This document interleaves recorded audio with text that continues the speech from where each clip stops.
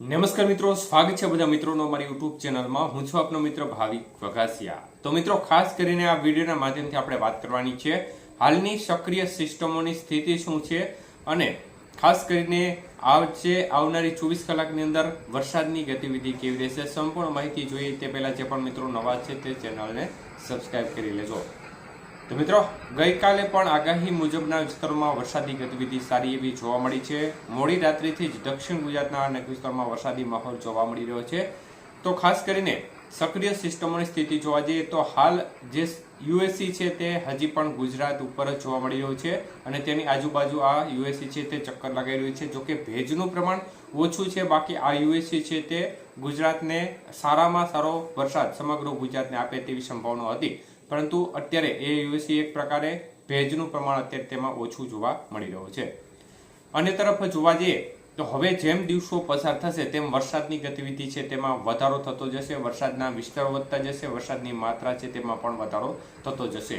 ત્યારે ખાસ કરીને બંગાળની ખાડીમાં જે સિસ્ટમ બની રહી છે તે સિસ્ટમનો આંશિક લાભ, મતલબ કે સીધી રીતે એ સિસ્ટમ ગુજરાત ઉપર આવે અથવા તો ના આવે, પરંતુ તેનો લાભ ચોક્કસપણે ગુજરાતને મળવાની શક્યતાઓ અત્યારે દેખાઈ છે અને એ સિસ્ટમ આગળ વધતી હશે એ સમયગાળા દરમિયાન ગુજરાત નજીક એક યુએસસી બને અને તે બંને યુએસસી વચ્ચે એક બહોળું સર્ક્યુલેશન રચાય તે પ્રકારની શક્યતાઓ અત્યારે પણ દેખાઈ રહી છે।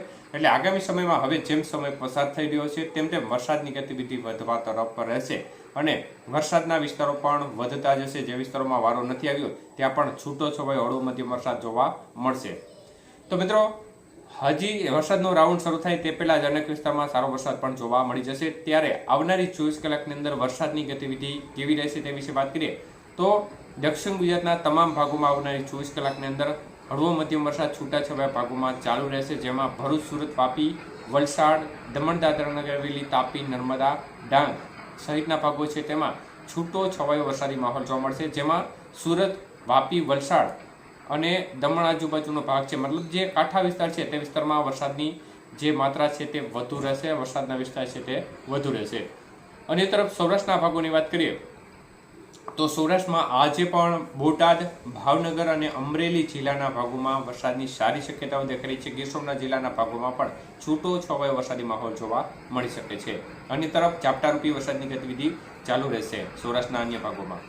મધ્ય પૂર્વ ગુજરાતના ભાગોમાં પણ છૂટો છવાયો વરસાદી માહોલ ગઈકાલે પણ જોવા મળ્યો છે। આવનારી 24 કલાકની અંદર પણ છૂટો છવાયો વરસાદી માહોલ ચાલુ રહેશે, જેમાં અમદાવાદ, આણંદ, ખેડા, નડિયાદ, ગોધરા, દાહોદ, પંચમહાલ સહિતના ભાગો છે, વડોદરા સહિતના ભાગો છે તેના છૂટાછવાયા ભાગોમાં વરસાદની ગતિવિધિ છૂટાછવાયા ભાગો સ્વરૂપે ચાલુ રહેશે।